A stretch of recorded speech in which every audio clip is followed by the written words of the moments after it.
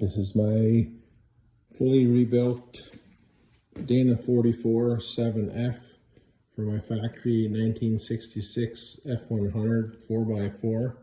It's F11, of course. It's lots of work, but every single thing's been gone through. Complete, all new bearings, seals, hubs. I've adapted the late model F150 14-inch rotors and calipers. It'll also have ABS, four-wheel ABS. This needs to be tightened here when I get it in place in the truck. But this is a cup and cone style, not a kingpin or the ball joint, regular ball joint style. So you can see the rotors here have the new worn hubs on it.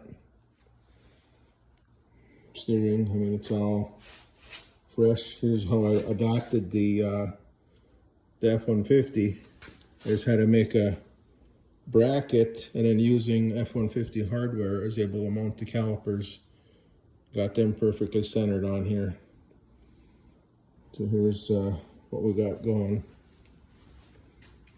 It's all perfectly set up and ready to get installed in the frame.